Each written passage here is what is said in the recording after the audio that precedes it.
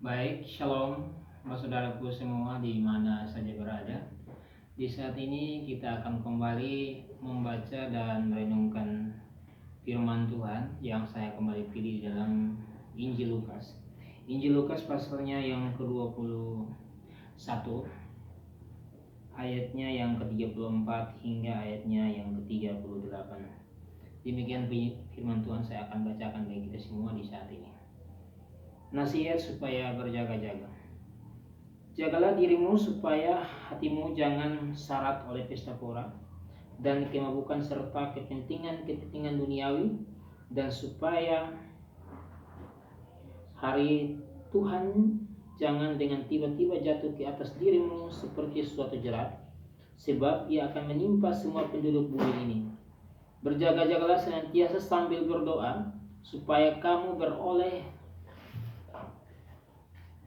kekuatan untuk luput dari semua yang akan terjadi, dan supaya kamu tahan berdiri di hadapan Anak Manusia. Pada siang hari Yesus mengajar di Bait Allah, dan pada malam hari ia keluar dan bermalam di gunung yang bernama Bukit Zaitun. Dan pagi-pagi semua orang banyak datang kepadanya di dalam Bait Allah untuk mendengarkan dia. Jadi demikian pembacaan firman Tuhan bagi kita semua di saat ini.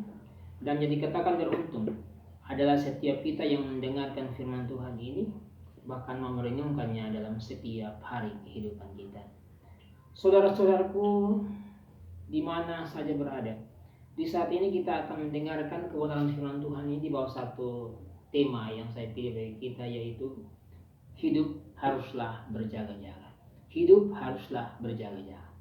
Saudaraku semua di mana saja berada, di dalam pembacaan firman Tuhan pada Injil Lukas, kita melihat pada ayatnya yang ke-34, firman Tuhan berkata kepada kita bahwa jagalah dirimu supaya hatimu jangan syarat oleh pesta pora.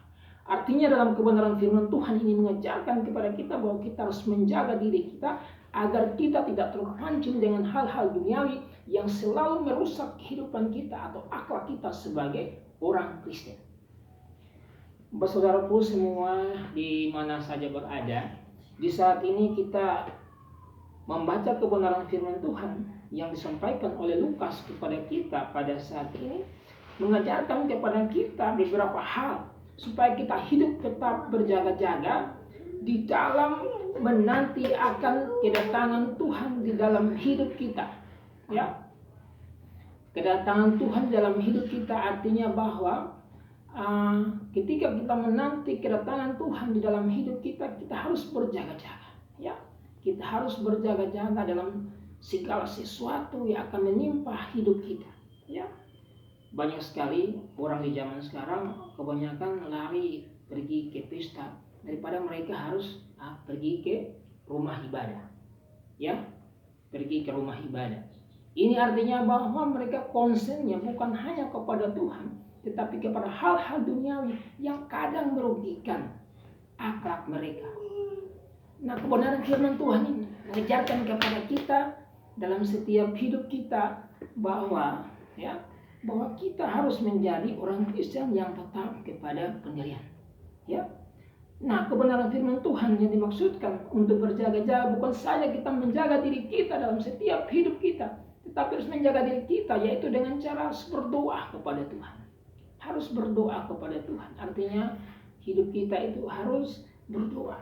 Karena dalam firman Tuhan di dalam ayat 36 firman Tuhan berkata kepada kita, berjaga-jaga senantiasa sambil berdoa supaya kamu beroleh kekuatan untuk luput dari semua yang akan terjadi, supaya kamu tahan berdiri di hadapan Anak Manusia.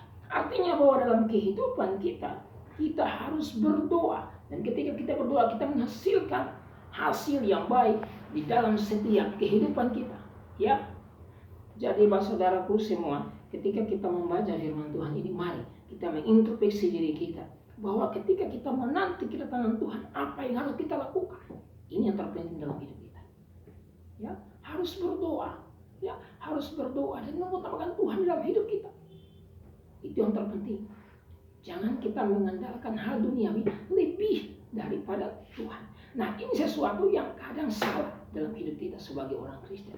Mari, saudaraku semua di mana saja berada, dalam hidup kita, kita percaya bahwa Tuhan akan datang pada saatnya. Tidak ada seorang pun yang tahu, tetapi kita harus tetap berdoa, ya, dan menanti, ya, kegenapan Tuhan yang dijanjikan dalam firman Tuhan.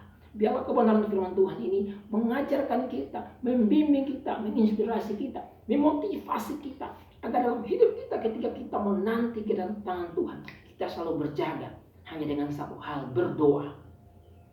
Biarlah firman Tuhan hendak memberkati kita semua.